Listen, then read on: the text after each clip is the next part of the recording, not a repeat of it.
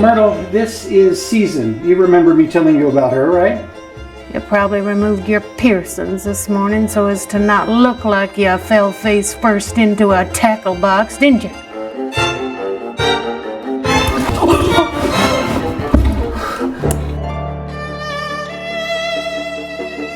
You can't leave me. You love me. You said so. Someone has to keep you safe. Feel. I'm safe. You! Get the hell off of my doorstep! How dare you bring them in?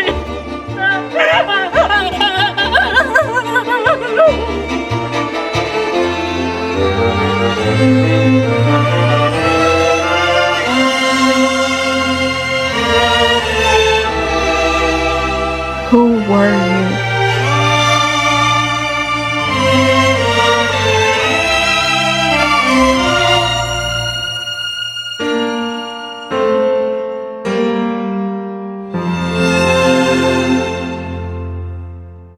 Watch this film as part of the online version of the Her Vision International Film Festival starting August 7th until September 8th. Get your tickets at www.hervisionfilmfestival.com. Now on with the interview. Thank you everybody for joining us today. I'm here with Al Mertens.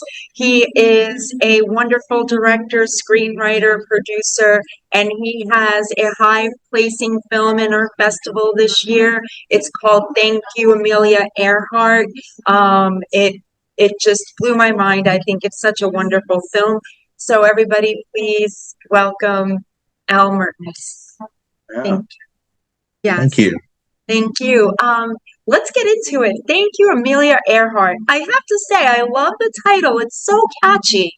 So let's start with that. I think a good title is so important. How did that come to you? Interestingly enough, it was the original thought of the title of the film, and it never changed. Of course, the protagonist, the main character, is 90-something. And so, you know, for a woman her age, back in the day, you know, Amelia Earhart was kind of her, you know, girl power, you know, hero. So thank you, Amelia Earhart. Of course, the film doesn't have Amelia Earhart in it necessarily, but the, you know, the thought is, you know, literally the protagonist, thank you, Amelia Earhart, for her demonstrated courage and bravery and, you know, just doing things that were predominantly, you know, a male-oriented situation at that time. Right. It's always important to remember the shoulders you're standing on, I think. Yeah, well said. Yeah. And just the sentiment around it, like I loved your character's delivery. Mary Buss, right? Is her name? Mary Buss, amazing stage and obviously film actress, Mary Buss. Yes. Yeah, wonderful. So she just brings you right in. Mm-hmm. You know, it really, the character and her just are Mm-hmm. one. Yeah. How did you find her? How did the union come together? Yeah, the main character, the protagonist, Myrtle, actually, the actress Mary Buss had a not necessarily major, but a very important role, secondary role in my previous feature film.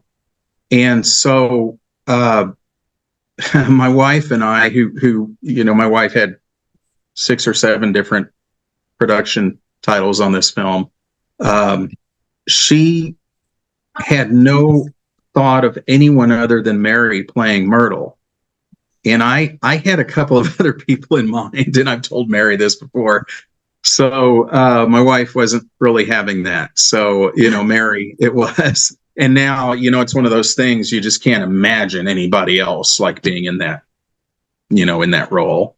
So, yeah, but Mary, you know, she's fantastic. She just knocked it out of the park on the previous role that I had for her. And I called her about this role, and it was, I said, well, I've got something I want to send to you, and I just want you to, you know, take a look and let me know what you think. So she was heading up to a cabin for some R&R. She said, "Oh, great, send it. I'll read it when I'm up there." And so she called me a couple weeks later and she says, "Al, you are scaring me to death." I said, "Okay, that's a good sign. We always have to be a little fearful of these things." So yeah, and then she did her job and did it very well. Yes, no, it's definitely, definitely. And I just love in bringing up your background there. This isn't your first film. So I just wonder, as somebody goes through a career trajectory, what are you picking up along the way? What have been some of your triumphs you feel, some of your heartbreaks? So we have those too, right? We're all Oh human. gosh, yeah, absolutely. The thing Um, is, oh, go ahead. no. I was just gonna say I love to hear about people's journeys and how each experience just really forms them into the artist that they become and are becoming. Yeah. Yes, Yeah, go ahead. yeah. And I love how you say artists because that's absolutely what we are. In fact, and there, hopefully there's no self-importance coming across here. That is certainly not the intent.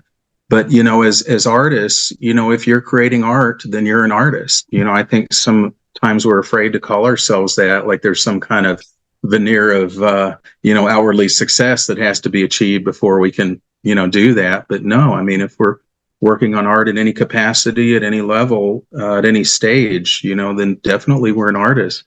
Kind of my journey came about back in 2006, the end of, well, no, it was 2007. A good friend of mine was killed in a small plane crash. And out of our small circle of friends, for whatever reason, and maybe I showed up to our visit later to the short straw or something, but they asked me to write the eulogy for her. And so I did that. And ironically, it was never delivered. There was a little mix up there. But what that did for me was that just started me on a journey of articulating emotion, specifically grief. And so I started writing and blogging and these dark purges on the internet and built up a little bit of following, because at that time I, just needed instant gratification on whatever I wrote. So, I'd write it and hastily get it out to the masses. And, some people really enjoyed it in a very dark way. And it was extremely therapeutic and cathartic for me, most importantly. But that got me going in writing. And then I took a little screenwriting course. And prior to that, I'd spent a couple of years writing a novel, which is certainly not my skill set. I definitely not my skill set. But then got into screenwriting and converted one of my little short stories to a short screenplay and sent it to a couple of people I knew who I knew were involved in making movies. And I don't even think either of them read it, honestly. But I sent it. I'd sent a message to one of my, internet friends, who'd read some of my stuff, and I said, "Well, I know you make movies. Could I send you a script and just kind of see what you think?" And I thought in my wildest imaginations that maybe if somebody condescended to direct something that I wrote, and they wouldn't even write what I wrote. They would use it as a starting point because obviously it couldn't be any good. So they'd have to fix it. But I thought, well, I could sit maybe 50 feet away, for an hour or so and watch them film it. Well, anyway, I sent this short story screenplay to this friend. A couple weeks later, I hear back. He said, "Well, yeah, let's make this. Let's go to lunch, talk about it." So we did, met in person. And he said, "Well, I tell you what, why don't you direct it?" And I no idea. And he said, "Well, it's okay. I'll run the camera. You just tell me what to do. Tell me what you want." So that's how we worked. And so I actually technically directed my first short film. And that actually ended up, I had it, was able to walk on a red carpet festival out in LA, on that film. And it won an award at a festival in Germany. It's just unbelievable. This little no budget. Yeah. So then you catch the bug. Yeah.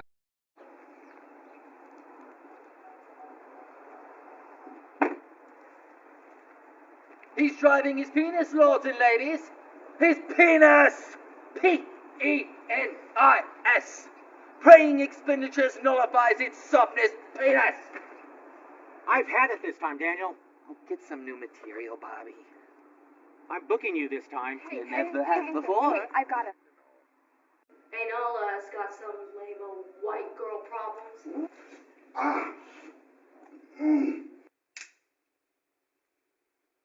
I'd kill for you!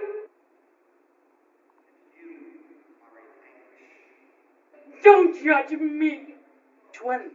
Which one do I listen to? One that doesn't hurt anybody. They all hurt somebody! They don't have to! Maybe you made him what he is, made him treat Danny like he felt. Your father was no holy man!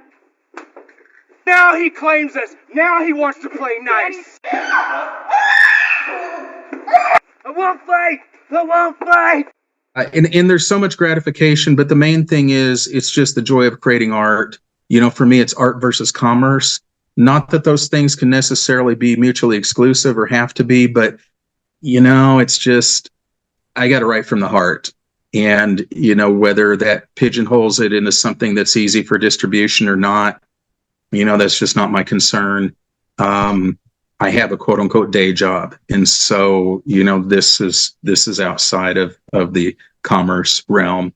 The disappointments, you know, in this, and that's where, you know, we artists, well, I want to say, especially in film, but especially in any kind of art, you know, just really need to develop a thick skin. You know, art is subjective. And, you know, for every one person who, you know, just thinks you walk on water, there's going to be someone who says they produce the worst stuff out there.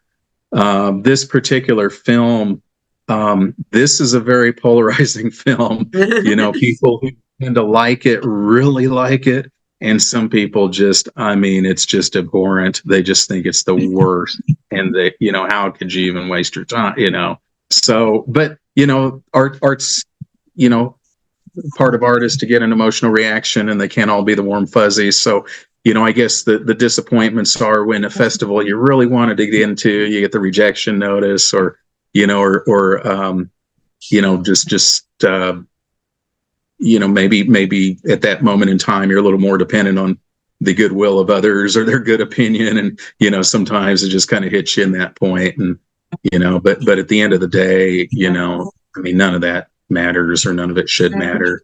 You know, just we got to work on building that thick skin, and just, hey, you know, we take all the advice from others we can. That's good advice, but, you know, it's just, you know, if it doesn't work for somebody, it doesn't work for them. And there's nothing we need to try to say or do to change that. Just got to kind of swallow and move on, you know.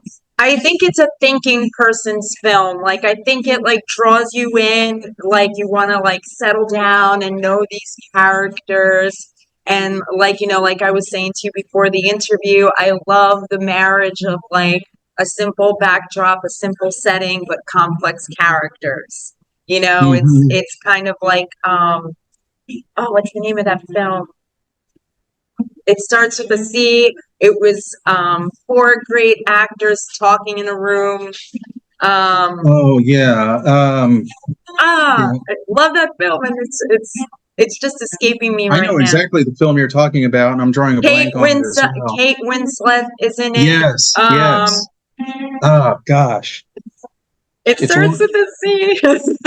People at home are going, "Oh my goodness, I can't believe she can't remember this name." I'm not going to cheat and look, but yeah, exactly. Well, thanks for the compliment. You know, the thing is too, it has to be interesting to me, or else why even do it? Right. Part of that too was this story. After writing it, the first draft of it, I don't even really know what a draft is anymore. But after writing some of it at the start and kind of being done, at least for then, I thought that it might be a stage play, you know, because there was so much dialogue. And so I still kind of harbor these hopes at this point of maybe it being on stage at some point. But as far as production goes, that's a very nice place to be, where you have, you know, 90% in one location, or, you know, and predominantly 2 characters, sometimes 3, you know, so that really, while we were in production, you know, I was telling people, look, we got to enjoy this, because this will never be this way again, as far as how concise, you know, a location, you know, this shoot is. Yeah, but thank you. We strive for good, realistic dialogue. Work very hard at that, and character motivations, and then people's needs and wants in diametric opposition to the other. That's hopefully what drama's about. Yeah, and we learn so much from their perspectives at where they are and which point in their life they are. And, like it's this feeling of like, nobody's ever right, nobody's ever wrong, and nothing's ever perfect. All we could do is express ourselves and try to show the heart in every situation. So again, I just think it was Yes. beautifully Yeah. written. Thank you. Yes. Thank you. Well said. The thought too on this, and I can't remember who originally said this, but essentially their motto, their credo was, I want to comfort the afflicted and afflict the comforted. And for some reason, I'm enough of a devil's advocate by nature to, someone's just kind of got it all figured up. Man, I just kind of want to stress test that for some reason. That's probably a pretty good character flaw. But, and it's just on the surface of it, the protagonist, this 90-year-old, bigoted person, I mean, by all appearances, is just, just so prickly, and, you just don't want to be around her. What would they have to offer? What value could there be in having any kind of relationship with a person like this? Well, the answer to the question, I guess, and Stephen King says every one of his stories are an answer to a question. What happens if a clown is immortal and is evil? What happens if the car is possessed? Or whatever. This is the answer to the question. What is the most unlikable elderly person you would ever meet really like inside? And then once you actually kind of explore that a little bit, then maybe you kind of peel away and see, that this anger is hurt, and it's disappointment, and it's, all these shades of things that, we can relate to. And, hopefully, most of us have a little more tact, as far as our demeanor, and, a little bit more graciousness to people. But, sometimes people don't. So the thought was, okay, we want to present a character who is exactly the opposite of who they would appear to be. And, at the end, you kind of see their character arc and their journey, which the catalyst was the young caregiver. And then you hopefully, get some empathy, or, maybe feel something, by the end that maybe you didn't before, didn't expect to. Yeah, no, it's very lovely done. And I was also feeling the same thing of play. No, it's really, really well done. I can't wait for people. It's part of the online Her Vision Film Festival. I can't wait for people to see it and enjoy it. Yeah, no, again, really well done. It begs the question I have to ask: what is your next project or projects? What are you working on? Where do you go from here? Yeah, just went into pre-production actually this week on the next feature. It's another one that I put on Amazon that became a #1 best-selling screenplay on Amazon. It's called Transgressions, and it's 180 degrees from Thank You, Amelia Earhart. It's crackling dialogue, very fast-paced. It's kind of a political thriller. Wow. It's got priests and politicians running for re-election, attorneys, and some of these people are truly bad people, and so it's pretty explosive. So yeah, and it has a lot to say, I think, about faith, and about the American way of life, and business as usual for a lot of people, and the role of theater, or appearances, and a lot of vacuous things, in places that there shouldn't be, that shouldn't be that way. So yeah, that's on tap next. Mm-hmm. That sounds thrilling. I can't wait to see that. Yeah, like you said, 180. I have to wonder, like you said, day job, right? So how do you do you sleep? Like, how do you get this on? Yeah, people ask that. Yeah. No, the thing is, for me, it's kind of in life. For me, I mean, the praying for me to do anything has to become too great to where I either stop doing something that is painful, or I start doing something that I just know I need to do. And, that was kind of the case for me with the writing, when I started is, there, for whatever reason, I just have this innate need to express. And so this is my format for that. And the pain of not expressing became so great that it's like, look, I'll carve out the time and, sacrifice and, just do this because I just have to, can't explain it, but that's just, it has to be done. And so finally got to a place in life and, we make time for the things that we want to.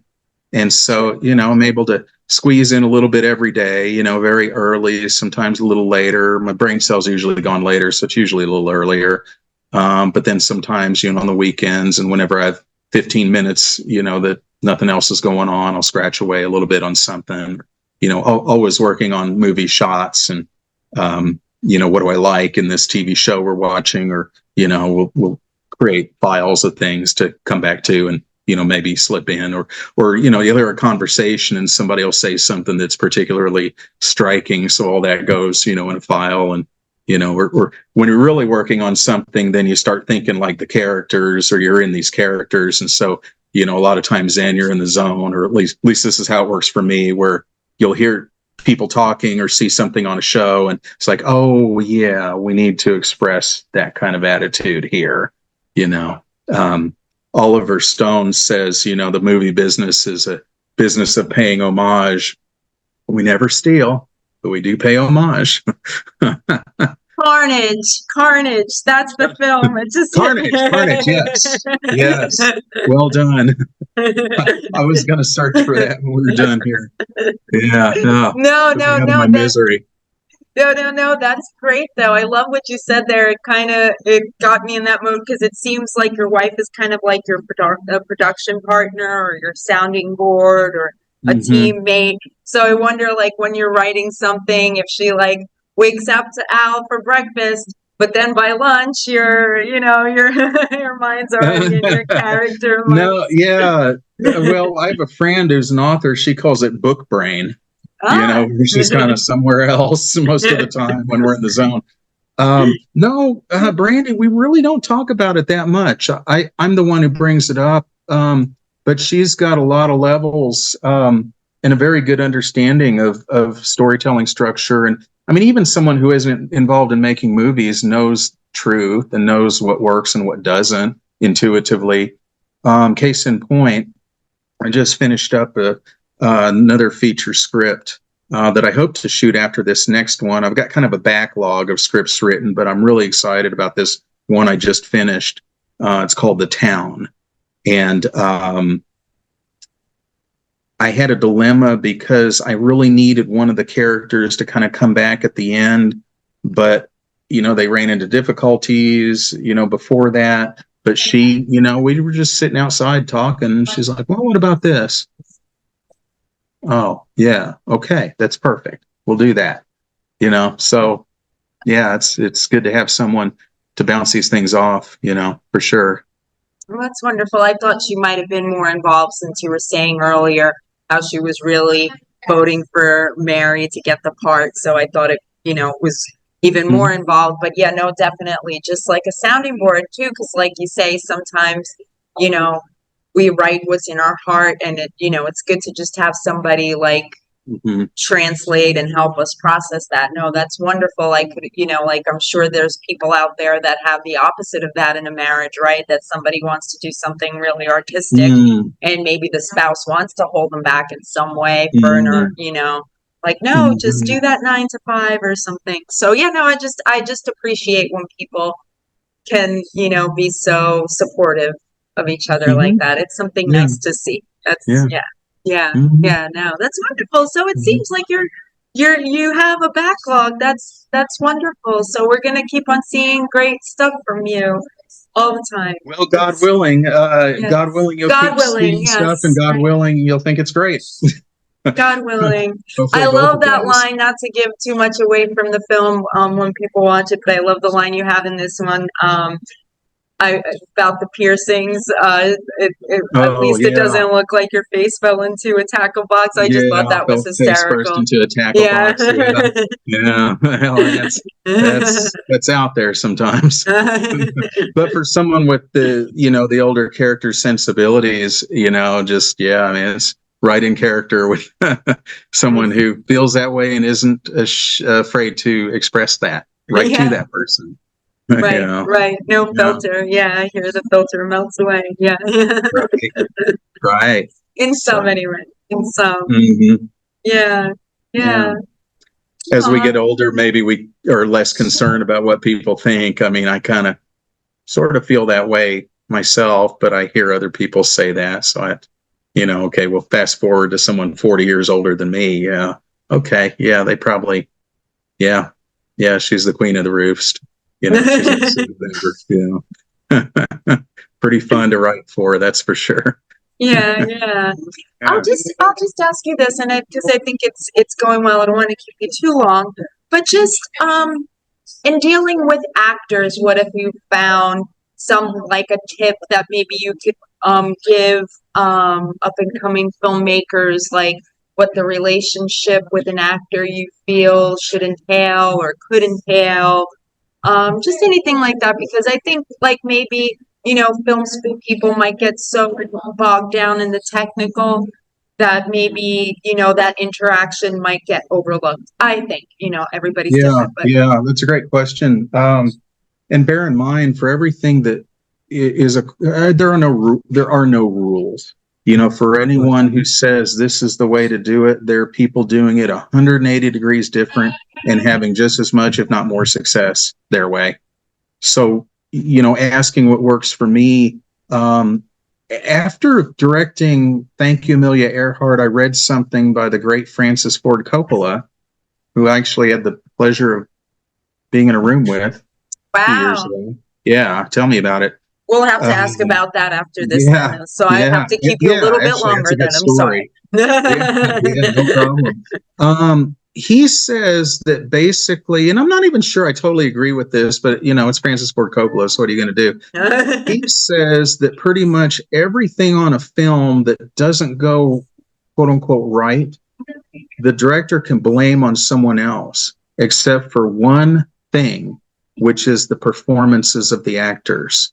That falls solely on the director. There's nowhere to hide. It's their fault if it's not good. And I think I agree with that. I think too, if it's good, it's not the director. The director's job is just to provide a safe environment where nothing's wrong. They're free to feel the character. And so for me, what works is I hired the actors to do their job.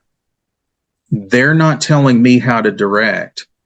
I would not tell them how to act. Now, again, that's how I do it. But for every, one of my favorite movies of all times, 1990s, Kevin Smith's Chasing Amy. Oh. Every single iota of dialogue is where Kevin Smith said exactly to that actor how to say it, gave the intonation, and they, were just like trained SEALs or whatever, just mimicking what he said. Wow. I think it works beautifully. I love the movie. It's one of my top movies. I would never do that, though. Maybe I should try a little bit. I don't know. But, the thing is, what we work on is, okay, this is how you feel about this. This is what this character is expressing. And, then it's up to the actor to do their job and just reach down and find something. Very occasionally, something won't work.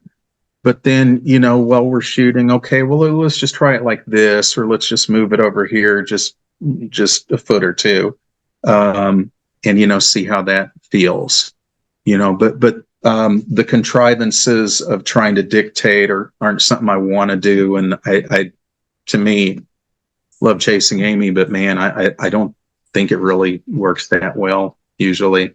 So, in fact, case in point, Mary Buss, Thank You, Amelia Earhart, at one point, she told me, and like I said, I directed her before, but she told me on this shoot, she said, now, if you want me to do this or this, I take direction. And I said, she's like, well, do you want me? I said, no, keep doing what you're doing. Yeah. Yeah. That's beautiful. The character is the actor's truth, not mine. I love that. It was beautifully said. Yeah. So anyway, for better or for worse, what we end up with is what we end up with. And, then the key for the director working with the actors is, just make your day, but still take enough takes so that you have plenty to choose from. And, just as far as a technical matter. So. Right. Now you have to give me the Francis Ford Coppola story. Sorry. There's really not a whole lot to that. I live in Oklahoma City. I kind of look at here locally, kind of my I guess inspiration is kind of a strong word. My template, that's the right word, for making films here where I live and with my friends, in the industry, is really M. Night Shyamalan's template for what he does in Philly. I read a Rolling Stone interview like 20 years ago. He said, yeah, I'll never move here. Move from here. This is my home. I have everything I need here. Well, I do too, in Oklahoma City. We're very much an up-and-coming state as far as production. Killers of the Flower Moon was just shot here. We've got some other ones that are upcoming. So I've got the people and everything I need here. Part of the reason why we're such a vibrant state for film is because of a man who was an Oklahoman who had a huge career in Hollywood as a producer, then moved back. He just passed away about a year or so ago. Gray Fredrickson was his name. He was the producer of Godfather movies, Apocalypse Now. So he and Coppola are, like brothers. So anyway, Gray left the fast lane, so to speak, moved back to Oklahoma, and became the resident artist in film at a local community college, South Oklahoma City Community College. And so Gray, being on first name basis with, just about everyone in Hollywood over such a long career, he actually, one of the people he brought in one time was Francis Ford Coppola, who did a workshop.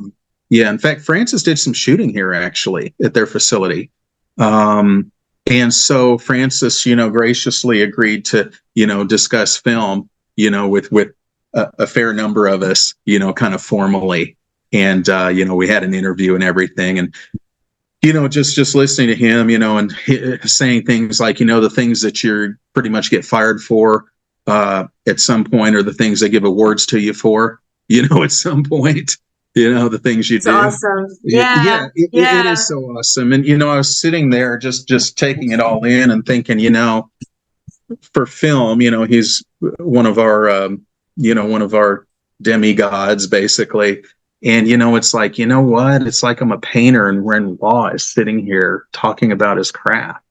It's just mind blowing, to have been, in the same room as Francis Ford Coppola, hearing him discuss things about film is pretty amazing.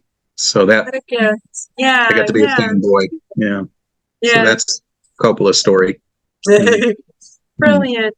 Well, I just want to thank you, Al, for making such a beautiful film and for your time and being a part of our festival. I truly do appreciate it. Thank you. And thank you for doing what you do. I've been involved with a couple of festivals here in Oklahoma, and people have no idea how much work goes into what you do. So God bless you for every iota. Yeah. Thank so you. Really appreciate the opportunity here to chat a little bit.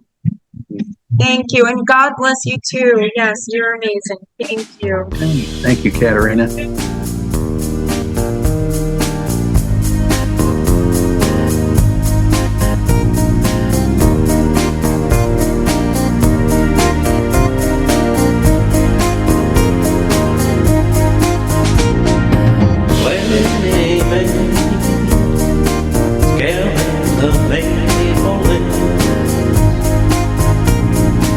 Sword fight, king of the hill. Fireflies and jars to buy, wonder bars and hungry.